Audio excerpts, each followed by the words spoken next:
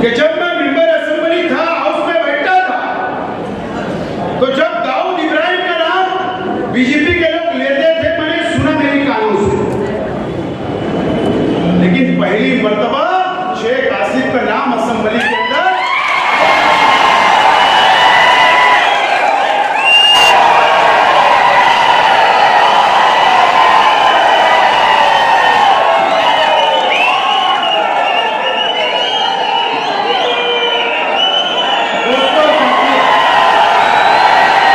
मरहबा collection mall, readymade कपड़ों का भरपूर खजाना, jeans pant, T shirt, cargo pant, night pant, बच्चे और बच्चियों के लिए अच्छे खूबसूरत और उम्दा ड्रेस। पता याद रखें, जमुर हाई स्कूल मेन रोड, जैतून हजीन मस्जिद के पास।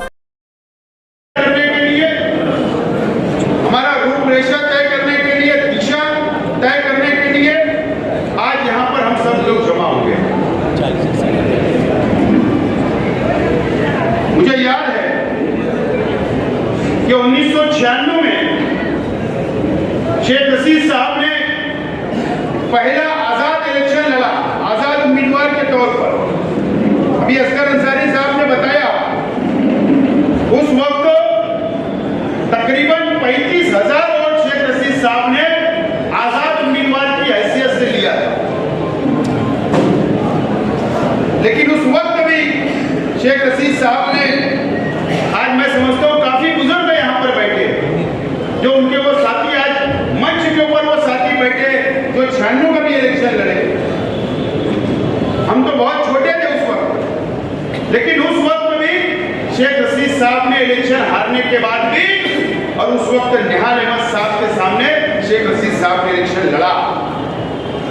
निहाल अहमद साहब की तोती बोलती थी महाराष्ट्र में, हारने के बाद भी शेख रशीद साहब ने हिम्मत नहीं हारी और नए हौसले के साथ शेख रशीद साहब ने मुसलसल 5 साल मेहनत की, शहर की आवाम के बीच में रहे, आवाम के काम किए, मजदूरों के काम किए, गरीबों के काम किए।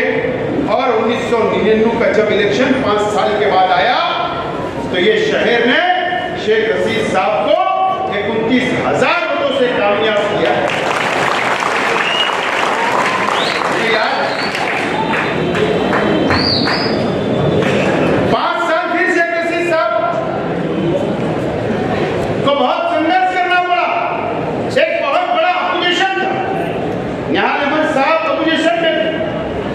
उनके वर्कर बहुत जाबाज थे उस वक्त, लेकिन शहर की आवाम ने दोबारा शेख रशीद साहब को मौका दिया। 2004 में दोबारा शेख रशीद साहब एमएलए बने।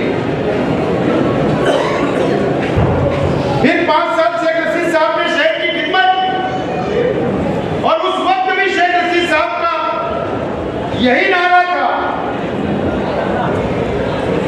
कि हम सिर्फ विकास के नाम पर, दौलत के नाम पर, तामीर व तरक्की के नाम पर वोट मांगेंगे। और आखिरी दम तक शेख रशीद साहब ने तामीर व तरक्की के नाम पर वोट मांगा। 2009 के अंदर शेख रशीद साहब इलेक्शन हार गए, डिमोनेटाइजेशन हो गया, नदी के उस पर और इस बार का हल्का बढ़ गया, और एक मजहबी क़यादत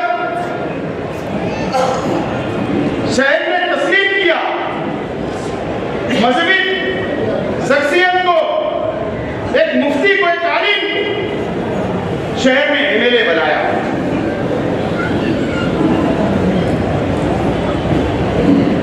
शहर का हर फैसला सर आपको होगा। मैं आज वो 5 साल पूछना चाहता हूं शहर के आवाम से। शहर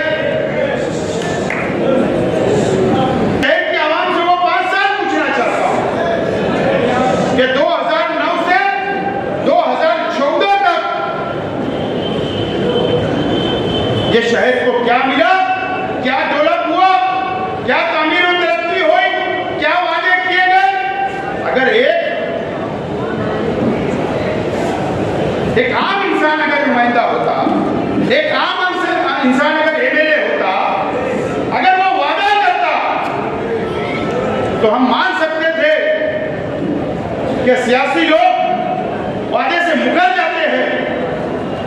लेकिन एक मुफ्ती, एक आलिम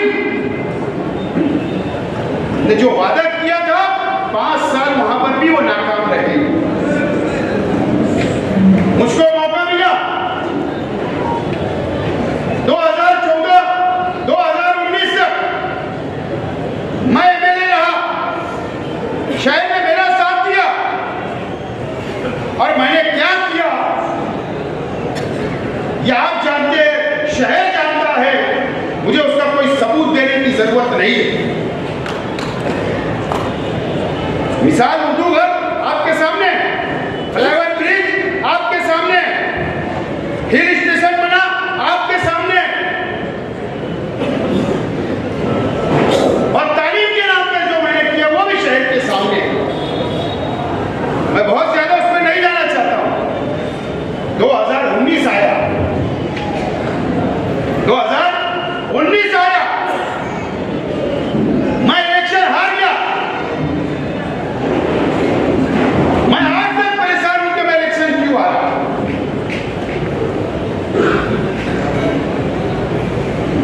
और मेरे अपने मुखालिफ पे शहर के तमाम ही लीडरान, चाहे उनकी एक कारपोरेटर की हैसियत हो, चाहे 4 कारपोरेटर की हैसियत हो, तमाम ही मेरे मुखालिफ लीडरान एक मंच पर आए, एक मजहबी शख्सियत को दोबारा मौका दिया, एक मुफ्ती को दोबारा मौका दिया गया, एक आलिम को दोबारा मौका दिया गया, और मैं इलेक्शन हार गया, वो जीत गए। उस वक्त भी हमने हार को माना और 5 साल आपके बीच में रहे, 5 साल आपकी खिदमत की हमने। ये 5 साल आपको सोचना है, शहर को सोचना है। मेरे हाथ में मैनिफेस्टो है, मुझे यकीन है कि मालेगांव शहर के आवाम बहुत बेदार है, सियासी तौर पर, समाजी तौर पर, दीनी तौर पर, तालीमी तौर पर बहुत बेदार है। यह मैनिफेस्टो है मेरे हाथ में। ये 2019 का एमआईएम का मुफ्ती मोहम्मद इस्माइल कासमी साहब का मैनिफेस्टो है। इसमें 81 वादे किए गए, 81 वादे।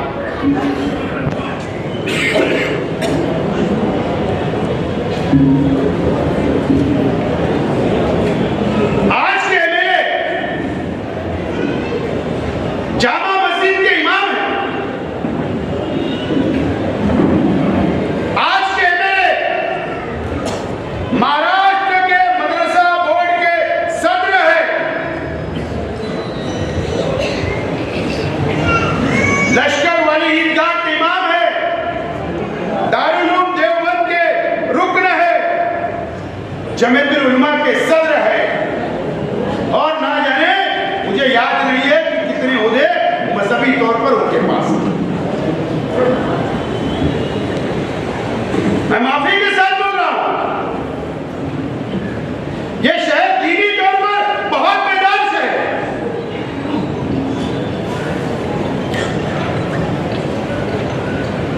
बहुत बेदार शहर है। आज मेरा सवाल है, जामा मस्जिद के ट्रस्टियान से मेरा सवाल है, आज मेरा सवाल है, ईदगाह के ट्रस्टियान से मेरा सवाल है, जमीयतुल उलमा के जो पीछे मैंने बोला था, कोई जवाब नहीं आया, ठीक है। महाराष्ट्र के तमाम ही मदरसे के ये जिम्मेदार है, सदर है, उन तमाम ही लोगों से, शहर के उलमाओं से, शहर के आलिमों से, शहर के मस्जिद के इमामों से, शहर के मस्जिद के ट्रस्टियान से, तमाम ही मिली तंजीमों से मेरा सवाल है कि अगर आप उनसे चौराहे के ऊपर पूछिए, अगर इन्होंने इस मैनिफेस्टो पूरा किया होगा तो शेख हासिम इलेक्शन नहीं लड़ेगा।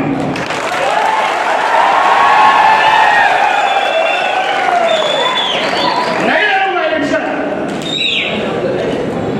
क्योंकि एक मुफ्ती का वादा था, अगर मुफ्ती झूठ बोल सकता होगा तो वह मुझको बोल दे, और अगर यह बता दो कि एक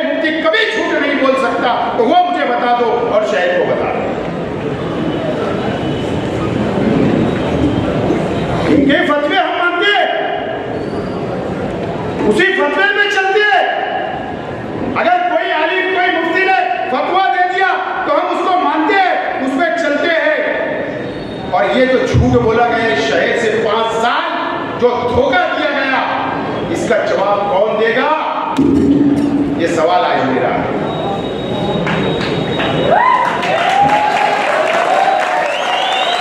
ये मेरा सवाल है, ये शहर का सवाल है, यहाँ की माँ बहनों का सवाल है, ये नौजवानों का सवाल है, ये शहर के बाशऊर लोगों का सवाल है। इसका जवाब मांगूंगा।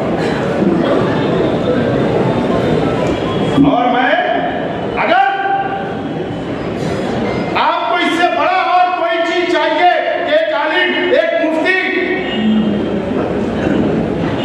अगर आपको लगता है कि उस मिंबर से वो बयान कर सकते हैं, उस वहां पर नमाज पढ़ा सकते हैं और कुछ सबूत चाहिए तो शेख आसिफ देने तैयार है। मैं तमाम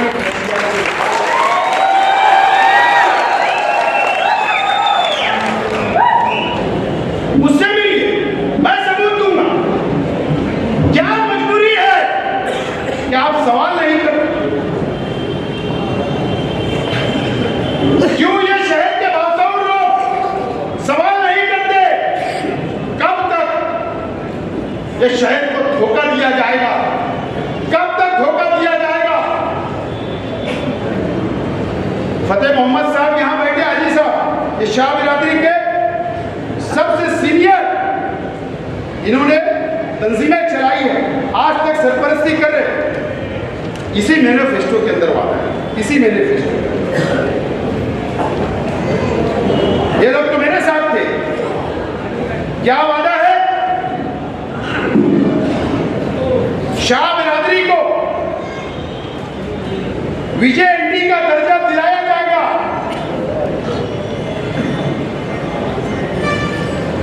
ये वादा इस मैनिफेस्टो के अंदर किया गया। ये मेरे पास इसकी कॉपी है। मेरा सवाल है, क्या शाह बिरादरी को विजय एंटी का सर्टिफिकेट मिला? क्या इन्होंने 5 साल में वादा पूरा किया? ये सबसे बड़ा झूठ है। ये 5 साल इन्होंने कुछ नहीं किया। मुफ्ती मोहम्मद इस्माइल कासमी,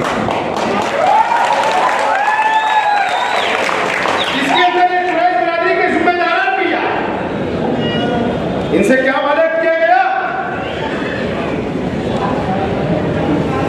कि इनकी हिफाजत की जाएगी, मॉब लिंचिंग को रोका जाएगा।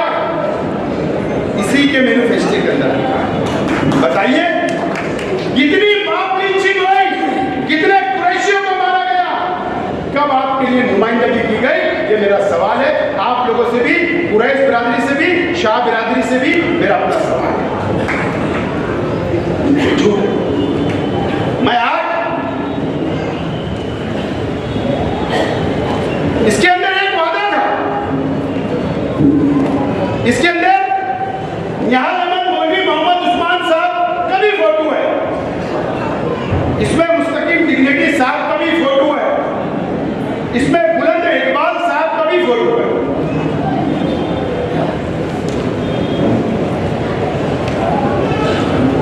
मेरा आज कल की जनता दल और आज की समाजवादी से मेरा सवाल है, यह मैनिफेस्टो किसने बनाया? कौन था? आप ही लोग थे ना, आप ही लोगों ने इलेक्शन लड़ा ना। इसके अंदर क्या लिखा है? साथी बुलंद इकबाल साहब के जो मौलाना अली मियां नदवी लाइब्रेरी के सामने जो सेंटर है बुलंद इकबाल साहब के, वहां पे रोजगार के ट्रेनिंग सेंटर, ट्रेनिंग दी जाएगी, मुस्लिम नौजवानों का सरकारी नौकरियां दी जाएगी। ये वादा है। अल्लाह जन्नत नसीब करे बुलंद इकबाल साहब को। अगर आप चल रहे हो और नहीं तो इसका भी जवाब आपको देना पड़ेगा। ये भी धोखा दिया गया एक मरहूम के नाम पर। ये शायद बहुत सारे 81 वादे हैं बुनकर भाई, मैंने पहले भी कहा, अगर ये कोई भूल रहे होंगे बुनकर भाई तो ये मैनिफेस्टो आप उठाकर देखो कि आपसे क्या क्या वादे किए गए, आपसे क्या वादा वफा किया गया, ये भी आप देखो। मजदूरों से भी वादे किए गए। माथारी बोर्ड जैसा आपका बोर्ड बनाएंगे, कहां है? झोपड़पट्टी के अंदर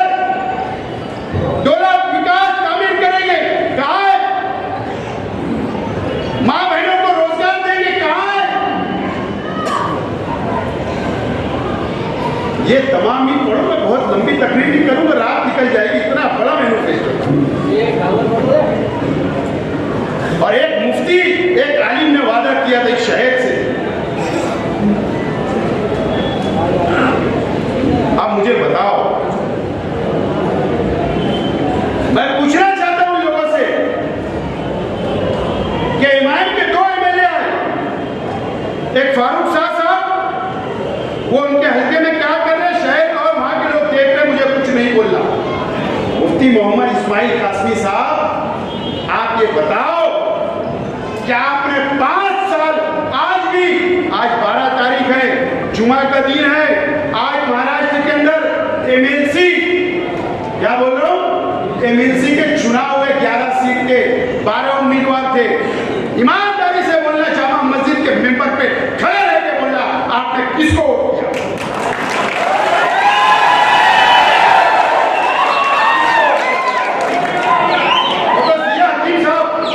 जिया हकीम साहब ट्रस्ट है, माफ करना, जिया हकीम साहब जाफर नगर में, अख्तराबाद में पीछे रहते, उनसे गुजारिश करता हूं मेंबर से पूछना कि तुमने वोट किसको दिया।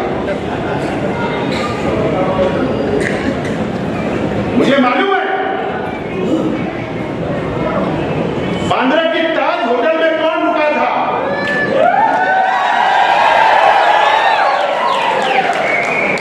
आज भी आपने सेकुलर पार्टी को वोट नहीं दिया, फिरका परस्त पार्टी को वोट दिया, आज भी आपने।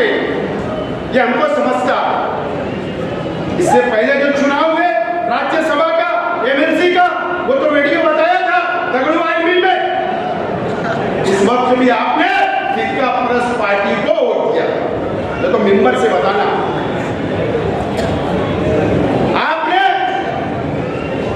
जब बहुमत सिद्ध करने की बात आई, महाराष्ट्र असेंबली के अंदर स्पीकर का चुनाव था, मुझे बताओ यार, मेरा दिमाग काम नहीं करता, एक शख्स इमाम से छूट क्या था।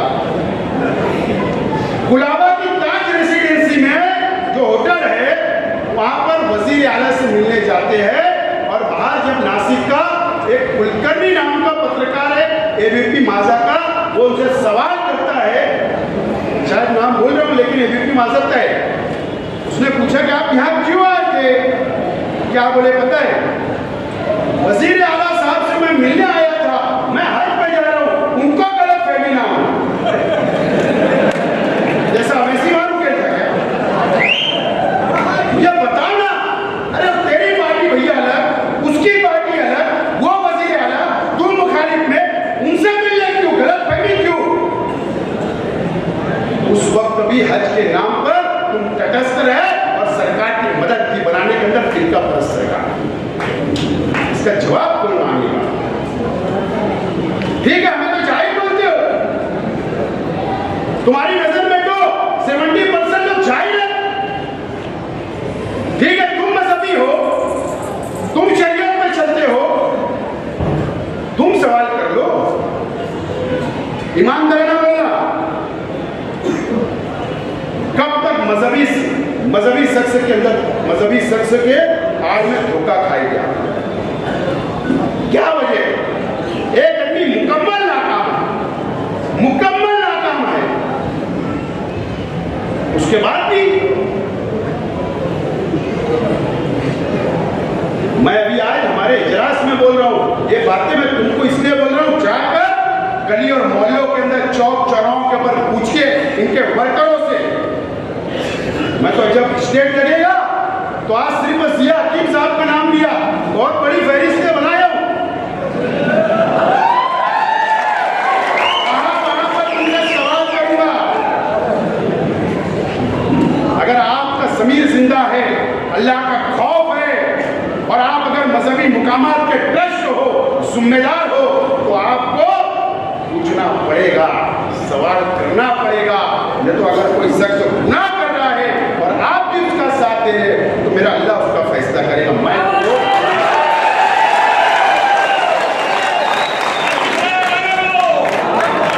इसका मैं पोस्टमार्टम आगे करूंगा,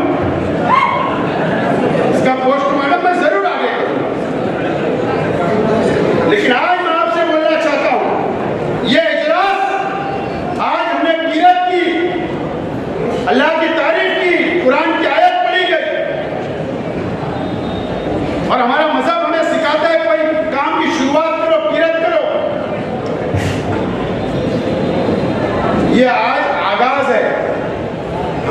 इलेक्शन की असेंबली की शुरुआत कर दी, इसलिए आज आपको जमा किया गया।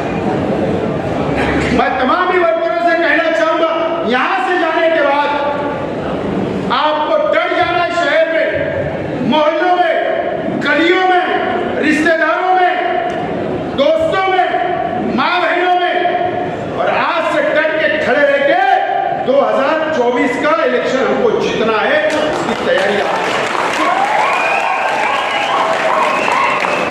18 तारीख तक वोट बढ़ाने का वक्त है। अपने घर में 18 साल के जो लोग हो गए उनकी वोट बढ़ाओ, 5-6 दिन बचा है, बेदार हो जाओ, लड़ने के लिए तैयार हो जाओ। और इलेक्शन अभी मुहर्रम के बाद ताहिरा शेख रशीद साहिबा की क़यादत में अभी एक गाजिया मानुल्लाह साहब भी आ गए, कई ऐसे मुकर्रिर अली सदर साहब है, कई लोग हैं हमारे मुकर्रिर है। एक हम मजबूत टीम तैयार करेंगे और मुहर्रम के बाद हमारी माँ बहनों को भी इस मैनिफेस्टो और इनके काले कारनामे बताने की शुरुआत हम लोग करने जा रहे हैं, गली गली जनता। आप तमाम लोगों से कहा जिनको मीटिंग लेना है, लेडीज मीटिंग करना, 50 की हो, 100 की हो, 200 की हो, 500 की करो, 50 की हो तो बुलाइए, हम सब आएंगे और हम वहाँ मीटिंगें लेंगे और जहर साजी करने का काम आज हम लोगों को शुरू करना पड़ेगा। मैं आज आप लोगों को ऐलान कर रहा हूँ कि आज से हमको छूट जाना है, कोई आगे पीछे पलट के देखना नहीं है। शेख रशीद साहब ने हमको बहुत कुछ सिखा के गए और अल्लाह का करम है, इतना खजाना मालूमात का दिए है, इतनी टेक्निक दिए है, इतने हिकमत अमली करने के तरीके बता के गए हैं। हर उनके काम, उनकी हिकमत अमली को जो उन्होंने सिखा के गए, हमको लेकर आगे बढ़ना है और इंशाअल्लाह हम लोग जीतेंगे।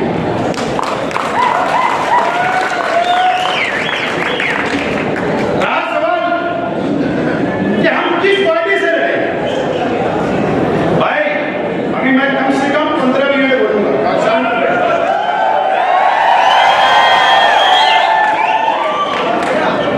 अभी तो 2020 खेलना बाकी है, अभी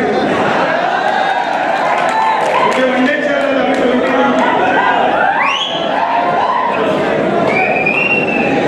रहा सवाल कि हम किस पार्टी से असेंबली का इलेक्शन लड़ेंगे। एक तरफ एनडीए, दूसरी तरफ इंडिया आघाड़ी, यानी यहाँ पर महाविकास आघाड़ी जिसको महाराष्ट्र में होते हैं। हम शरद पवार साहब की राष्ट्रवादी कांग्रेस पार्टी का झंडा लेकर पार्लियामेंट का इलेक्शन लड़ा। जाहिर सी बात है, कई लोगों के जहन में सवाल है, कई लोगों के जहन में सवाल है कि हम किस पार्टी से इलेक्शन लड़ेंगे। जाहिर सी बात है, यहाँ पर सेटिंग सीट 2019 में मैं खुद कांग्रेस का उम्मीदवार था, कांग्रेस के टिकट पे लड़े, लेकिन हमारी पार्टी हमने तब्दील कर दी। अब सेटिंग सीट है तो कांग्रेस भी मांगेगी कि ये सीट हमको ही चाहिए, राष्ट्रवादी भी मांगेगी हमको ही चाहिए, समाजवादी भी महाविकास आघाड़ी में है, वो भी बोलेंगे हमको ही दो, क्योंकि अखिलेश भैया आ रहे। क्यों आ रहे अखिलेश भैया? सीट मांगेंगे, वो भी मांगेंगे। अब शिवसेना उद्धव ठाकरे भी है, ठीक है, वो तो नहीं मांगेंगे, लेकिन 3 पार्टियां मांगेंगी।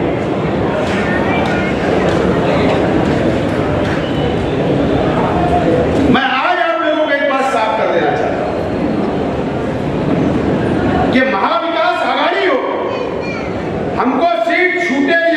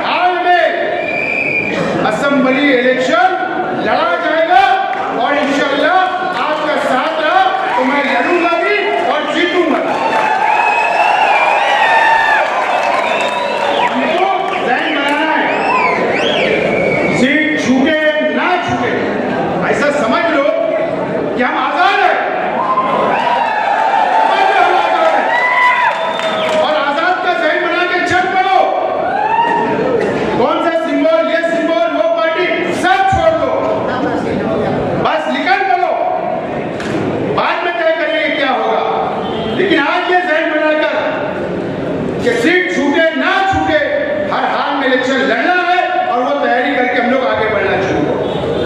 कोई फिक्र मत करो।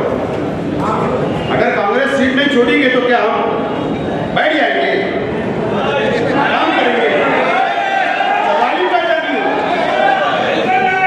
चाहे इसको बगावती सूर बोलो, क्या आघाड़ी का धर्म का मैं पालन नहीं कर रहा वो बोलो, जिसको जो समझना वो समझे, लेकिन हर हाल में इलेक्शन लड़ा।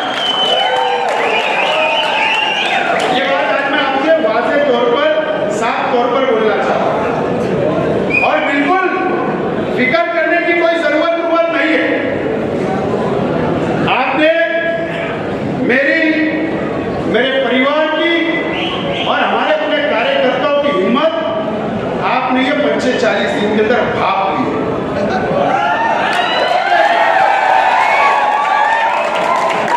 ये 45 दिन में तो खास तौर से भाप ली।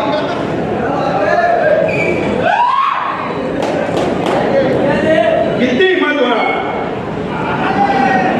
कितनी हिम्मत होना। मैं भी महाराष्ट्र असेंबली का मेंबर रह चुका हूं। मुझे याद है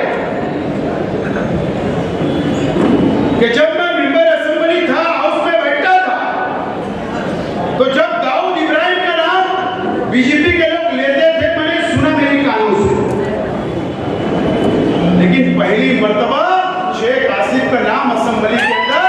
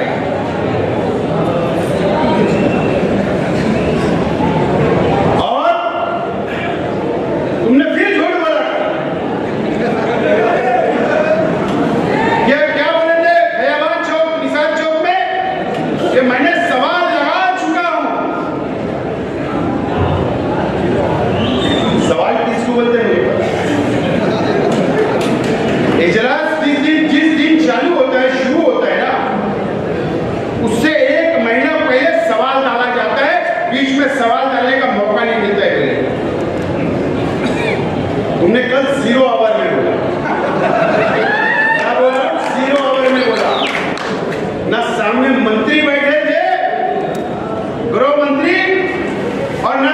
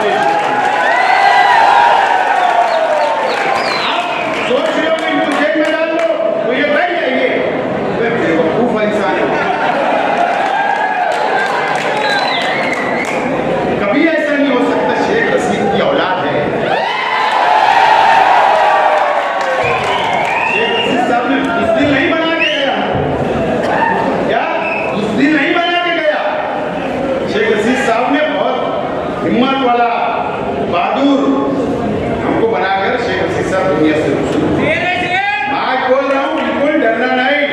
जेल भी जाऊंगा तो तुमको लड़ना है, भाई सब बंदोबस्त हो जाएगा,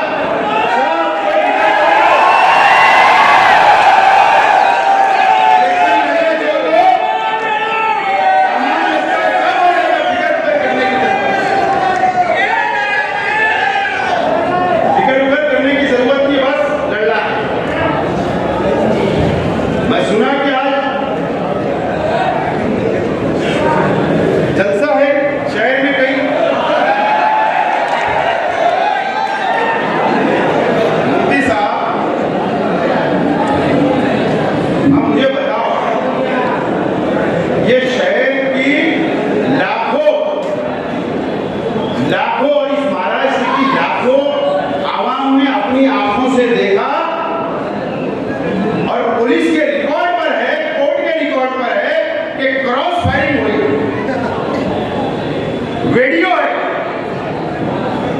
सरकार बेवकूफ है क्या? क्या आप पुलिस को बेवकूफ समझते हो क्या? क्या मैं असेंबली के अंदर बोल दूंगा, एक बाजू बोल दूंगा, दूसरी बाजू पता नहीं रहता। वहां बैठे हुए लोगों को पुलिस डिपार्टमेंट रिपोर्ट करता है, सब वहां पर ऑनलाइन जाता है। अगर आपको बोलना था ना, ईमानदारी अगर आप में होती, अगर आप बेईमान नहीं होते, तो आप दोनों बात बोलते कि दोनों का इंक्वायरी होना चाहिए। आपने वैसा नहीं होगा, आपने वन साइड। ठीक है, आपको मुबारक। ऐसे आपकी डिमांड करने की कोई हमको जरूरत नहीं है, ना तुम्हारी कोई हमको मदद की जरूरत है। तुमसे पहले मैंने लेटर बहुत काले कर दिया, दिल्ली के लिए क्या किया? स्पोर्ट्स मिनिस्टर से मिलने को एक बहाना था, 2 दिन ऐसी को काम करेगा। तुम अलग बात है कि आप दिल्ली के महाराष्ट्र सदन में नहीं रुकते, आपके लिए जन तो रुक जाता। कौन रूम बुक करते हैं मुझे नहीं बताइए, कौन आपको दिल्ली से फोन आता था 1 लाख अर्जेंट डालो रात को 2 बजे, मुझे नहीं मालूम है। तो वही दिल्ली के अंदर मैं नहीं गया था, लेकिन मैं भी सदन में रुका।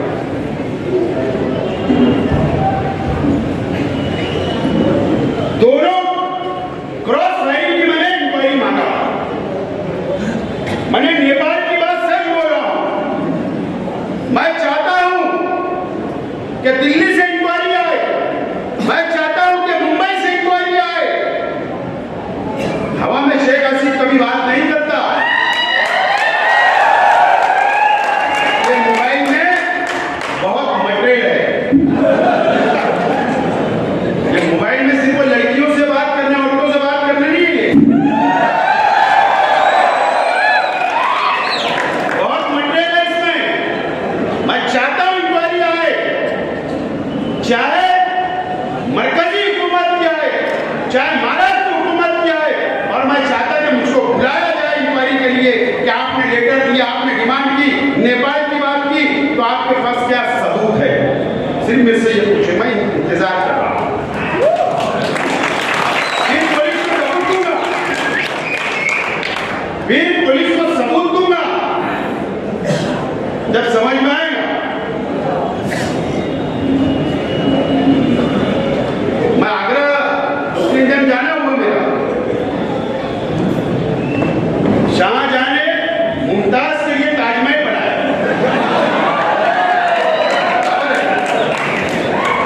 शाहजहां ने मुमताज के याद में खूबसूरत ताजमहल बनाया।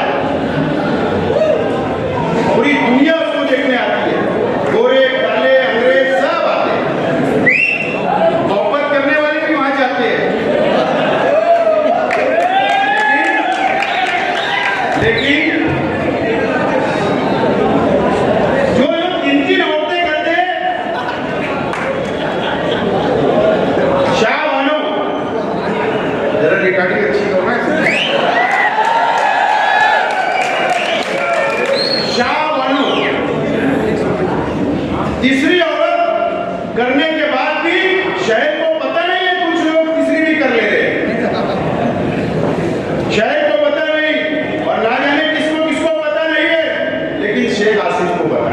अरे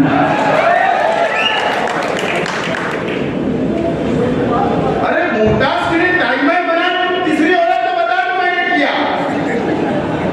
उसका नाम शाहबानो है, ये तो बता दो, ये क्यों नहीं बता रहे? और इससे आगे कुछ बोलना होगा, अगर उधर से जैसे सवाल आएंगे वैसे जवाब दूंगा। अभी सिर्फ ये और टेलर देके छोड़ रहा हूं, ये टेलर देके छोड़ो। शाहबानो रात जिम्मेदारी बोल रहा हूं, रात भर नहीं आई, जिम्मेदारी से। दोस्तों मेरे पास ना ऑडियो रिकॉर्डिंग एमएलए की नहीं है, एमएलए के ताल्लुक से दो मेरी प्यारी प्यारी बहनें बात कर रही हैं, लेकिन मैं नहीं सोच रहा हूँ बताने, नहीं सोच रहा हूँ, जाने दो,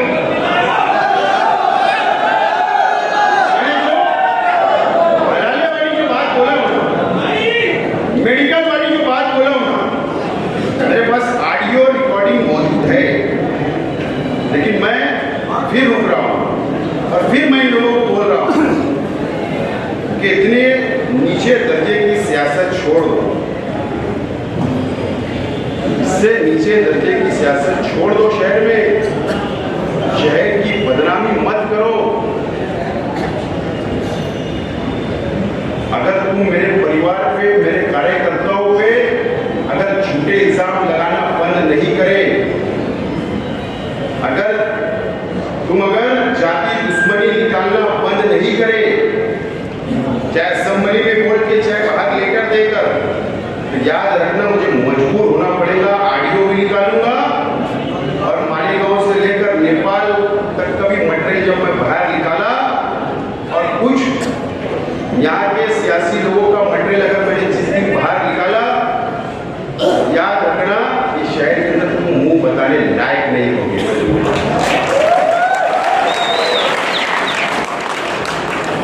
मुंह बताने लायक नहीं रहोगे तो इलेक्शन क्या लड़ोगे? सब मेरे पास मटेरियल, लेकिन मैं इस शहर का यहाँ पैदा हुआ, ये शहर से प्यार करता, ये मस्जिद और मीनारे शहर को बदनाम नहीं होने देना चाहता, इसके लिए मैं रुक रहा हूं। और मैं क्रॉस फायरिंग के भी बहुत सबूत है। कौन सा तड़ीपार आदमी मनमाड़ से यहां था उस दिन, उसके फोटो भी है, उसका नाम है, सब है मेरे पास। लेकिन मैं ये मानता हूं कि कोर्ट फैसला करेगी, पुलिस इंक्वायरी करेगी, पुलिस को जो सच होगा वो करे। आप क्या समझते हो मेरी इंक्वायरी नहीं हुई? आप क्या समझते हो? इन्होंने तो कल बोला, मेरी तो एक हफ्ते से इंक्वायरी चल रही है। रोजाना मैं 3 दिन गया हूं पुलिस स्टेशन, मेरा जवाब हुआ है, जवाब मैंने नोंद करवाया हूं। खालिद हाजी ने भी अपना जवाब नोंद करवाया, अकील चाचा ने भी उनका जवाब नोंद करवाया। क्या हमारी इंक्वायरी नहीं चल रही? चल रही। लेकिन पुलिस को अगर लगता है कि हम मुजरिम हैं तो कार्रवाई करें, लेकिन सबूत बताएं, सबूत बताएं, सबूत। अगर ये हजरत सोच रहे हो मैंने असेंबली में बोला तो पुलिस पकड़ लेगी, ऐसा होगा उसे नहीं। जब से दाऊद इब्राहिम भागा है तो पार्लियामेंट की संसद में बोला गया अभी तक तो नहीं इसको पकड़ा गया। तो ऐसा बोलने वाले से होता नहीं, सबूत लगते हैं। तो मैं आज यही रुक रहा हूं, लेकिन आप लोगों से अपील करता हूं दोस्तों, मटेरियल मेरे पास बहुत है। और आपको मैं एक बात बोलता हूं यार, कितना आदमी ईमानदार होना जो बताओ। मैं नाम लेकर बोलता हूं, हुसैन से कमजोर के हमारे तमामी भाइयों को 12 नवंबर हुआ शहर में देखा मैं, ठीक है मैं उनकी जातिया कोई ऐसा नहीं बोलूं, मैं याद दिला रहा हूं। इनके ऊपर केस दाखिल हुआ, इनके घर के 2-3 लोगों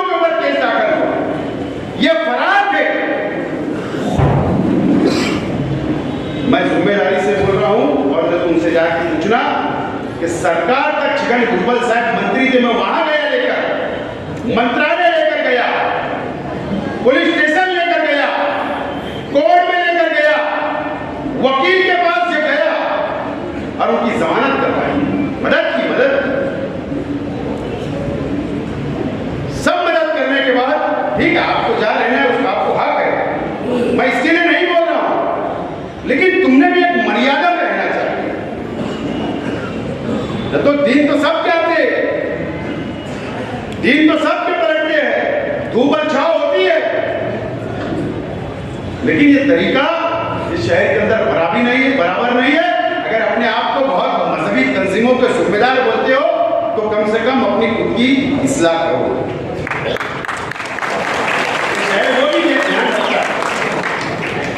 खुद की इस्लाह करो। लेकिन मुझे इस टाइम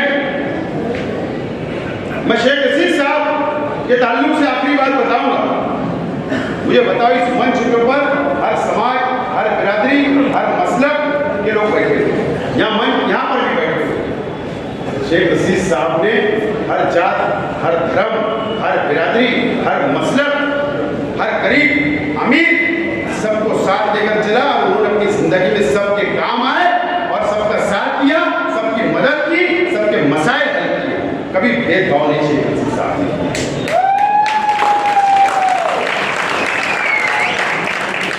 अगर किसी का भी शेख रशीद साहब ने काम किया होगा एक बार बराबर भी, तो आज आप लोगों से मैं अपील करता हूं कि आप हमारे साथ खड़े हो जाओ। शेख रशीद साहब की तरह मैं भी काम करूंगा, मेरा परिवार भी आपके साथ खड़ा रहेगा, मैं भी आपको लेकर चलूंगा, मैं भी कोई भेदभाव नहीं करता और मैं इंशाल्लाह करूंगा, सबको साथ लेकर चलूंगा। मैं मजहबी तंजीमों से, शहर के तमाम ही लोगों से बोलना चाहूंगा कि इसका जवाब देना चाहिए। एक आलिम ने झूठ बोला है, शहर को धोखा दिया है, करप्शन किया है, बेईमानी की है, उलमाओं के साथ क्या, हफीजों के साथ क्या, मजदूरों के साथ क्या, शहर के गरीबों के साथ क्या, अमीरों के साथ क्या, बहुत बड़ा धोखा ही है। या तो इसके ऊपर फतवा दे दो, अगर फतवा आ जाएगा कि नहीं वो झूठ बोल सकते तो मैं उम्मीदवारी से मांगा। तो ये चलता रहेगा और ये कब तक चलेगा, कब तक, कहीं तो इसको रुकना चाहिए। बस यही गुजारिश है कि आज हमारा ये जो मिलावा है, ये इजलास है, ये हमारे जाबाज कार्यकर्ताओं का, आप बहुत जाबाज हो, आप एक एक लोग 100 वोट के मालक हो, आप हजारों वोट के मालक हो। अगर आज से आपने तय कर लिया, ये मुहर्रम का मुबारक महीना चल रहा, अगर आपने यहाँ तय कर लिया और यहाँ से निकल के अगर आप लोग लग गए तो मुझे अल्लाह की जात से उम्मीद है कि इंशाअल्लाह कामयाबी हमारी होगी। और मैं आपसे अपील करता हूँ कि